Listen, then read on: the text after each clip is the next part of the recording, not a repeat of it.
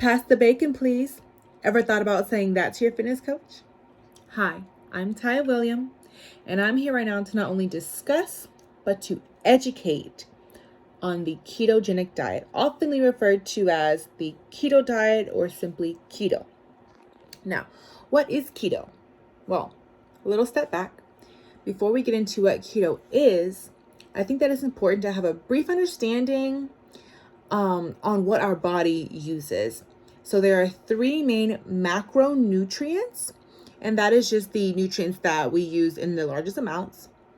And those are carbohydrates or carbs, fats, and proteins. Okay, so I'm going to show you guys a graph right now of a graph by Dr. Mike Varshavsky. Probably butchered that. On what the typical or standard American diet macronutrient breakdown kind of looks like, just to get a visual. Okay, so let's see. All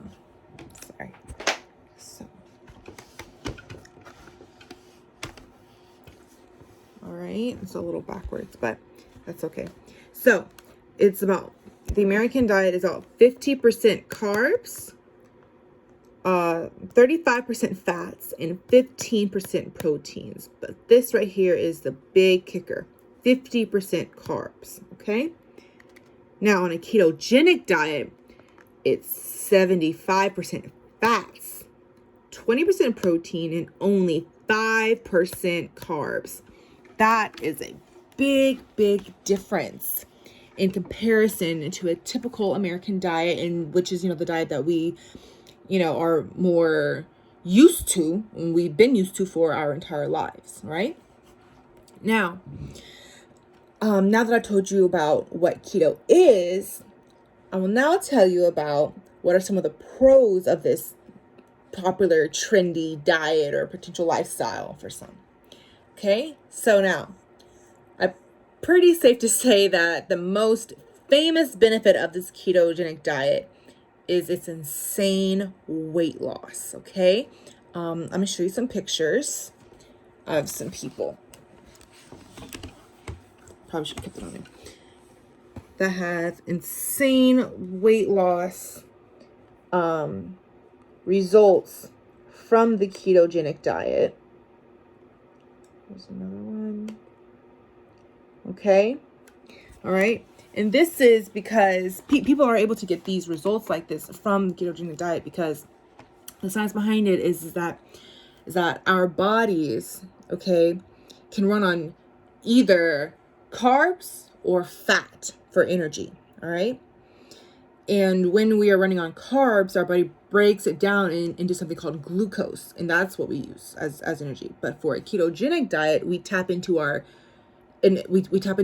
stored fat, okay? And we break that down into ketones, and that's what we use. And so it's basically saying that it's making our bodies a fat burning machine by breaking down the stored fat within our bodies, okay? Now, and then another benefit besides just weight loss is Arden Liz Satterthwaite. I really butchered that name. But she's even saying about how the ketogenic diet, it can directly impact type 2 diabetes, which, is a very known issue in American diets, especially than compared to the rest of the world, right? By lowering the glucose concentrations in your body over time, which is, a very, very big deal. Okay. Now that we've gone over some of the main pros, I would say, I think that it's time to start talking about some of the cons as well. There's two sides to every coin, right? Okay. So a really big, common symptom of the ketogenic diet is something called the keto flu. Dr. Eric Berg shares about how, you can feel very, very sick, like nausea, bloating, dizziness. It's really just a nutrient deficiency that your body's going through. These are very common side effects, but you just feel really kind of sick, kind of yucky. And you know, some other side effects, you know, like our constipation, headaches. It's just not a not a good time. But he was also saying about how it is supposed to only last for about 3 days to a week. Is typically how it's supposed to last for, and then you should start feeling better. Okay. And then wellness dietitian Mary Condon says that keto, in her opinion, is more of just a quick fix, and is more than likely not very sustainable. It's one of those diets where it's pretty strict. Like, you kind of have to follow what you can eat in very in very specific margins, you know, like it's like you can only have like a certain amount of carbs a day for you to stay into for your body to stay into the state of ketosis, which is, you know, when it's using your body for ketosis. I should have said that earlier, but yeah. To be on the ketogenic diet, your body has to be in a state of ketosis, which is by using ketones as fuel, right? And yeah, it's very hard to sustain for a lot of people. It's very, very specific.